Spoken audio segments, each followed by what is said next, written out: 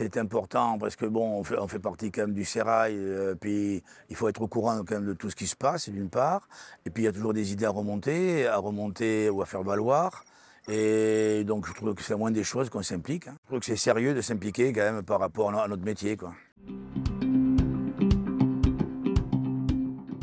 Il est vrai que j'œuvre dans ce syndicat depuis au moins plus de 25 ans. J'étais content de rentrer dans un bureau qui me paraissait être le coordinateur un peu de l'élevage du Sud-Ouest. Puis suite à ça, j'ai intégré la fédération nationale. Oui, alors à ce titre-là, nous, au moins dans le Sud-Ouest, nous sommes très proches de tous les organismes agricoles. Bon, déjà, on est implanté un peu dans... Le Sud-Ouest, c'est une grande région, c'est de La Rochelle à Perpignan. Donc on a quand même un terroir différent, mais au niveau des structures agricoles, professionnelles, nous sommes très présents auprès des SAFER, des chambres d'agriculture, cela par le biais aussi du Conseil des équidés. Au niveau sanitaire aussi, nous sommes au niveau du GDS. Transformation qui a été faite au niveau de région, mais ça, là-dessus, nous sommes toujours présents.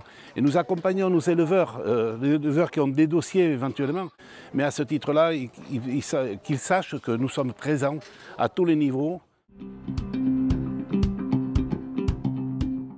Je ne sais pas si on le bien, mais déjà, ils nous embêtent par rapport aux haies, par condamnation des oiseaux, pas couper les haies, alors que bon, on est les haras, on est des hôtels, restaurants, pas plusieurs étoiles en fonction du degré, mais de plusieurs étoiles. Mais je veux dire par là qu'on devrait faire beaucoup plus attention à l'environnement. Enfin, l'État devrait s'occuper plus de nous par rapport à l'environnement.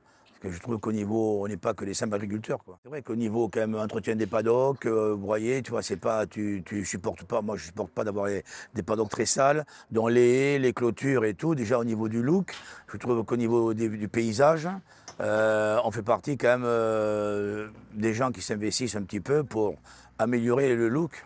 Il est vrai que je trouve que nous, dans l'élevage du cheval, parce que nous sommes les seuls, entre guillemets, professionnels de la filière cheval, parce que nous sommes une région où, par exemple, le cheval de trait est très utilisé par l'aspect de ces montagnes. Mais il est vrai qu'au niveau des pouvoirs publics, on n'est pas trop connu.